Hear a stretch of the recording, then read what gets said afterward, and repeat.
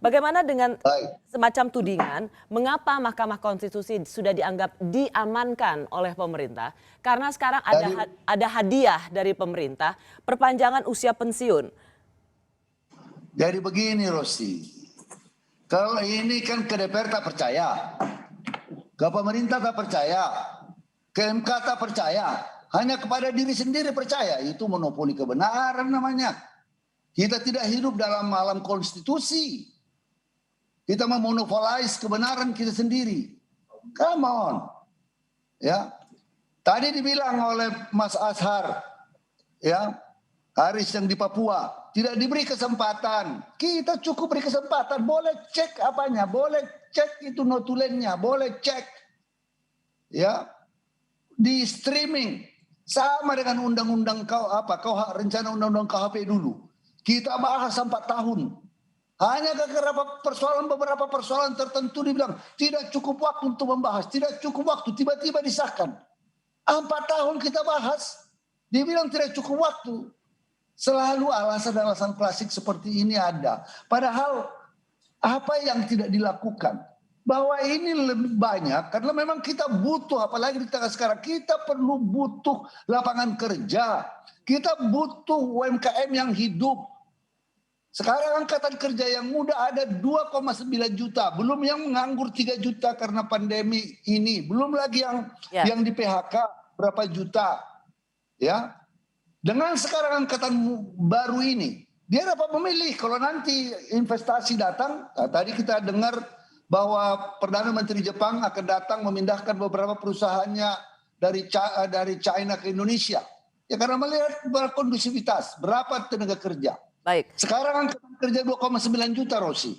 Yang baru katakan tiap tahun kita memanfaatkan bonus demografi ini. Dia mau kerja nanti kasih waktu 2-3 tahun ini atau dia mau berusaha. Mau buat PT di tempat saya UMKM. Kamu cukup 1 orang. Tidak perlu akte notaris.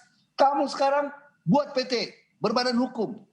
Ya Pak Menteri. Nanti DAK juga dimungkinkan untuk membantu UMKM. Ya, situasi saat secara ini global. Ya, Pak Menteri, memang situasi saat ini itu sudah dikomunikasikan oleh pemerintah, tapi kan problemnya adalah penjelasan itu tidak juga bisa diterima dengan baik oleh mereka yang sudah di belakangnya a priori, sudah suuzon sejak awal. Sudah suuzon memonopoli kebenaran sendiri. Saya boleh kasih kesempatan buat tidak percaya ke MK. Tunggu dulu. Tidak percaya ke MK. Ya, karena ada di Papua ada. Kan sekarang peraturan MK mengatakan bisa dimohonkan MK supaya dilakukan secara persidangan jarak jauh, apalagi Covid. Jadi tidak ada alasan mengatakan dari Papua, dari NTT, dari mana-mana untuk memberi keterangan tidak bisa. Bisa dengan jarak jauh. Sekarang aja Rosi saya nggak perlu hadir di Kompas TV kok. Clear and clean. Jadi nggak ada alasan-alasan itu lagi. Ya, saya dengan pertanyaan yang sama Pak Yasona, sebentar maaf Pak, saya mau ke Pak Marwar dulu. Bagaimana kemudian juga kesangsian pada hakim-hakim di Mahkamah Konstitusi karena sudah dapat hadiah dalam tanda kutip masa pensiun yang diperpanjang?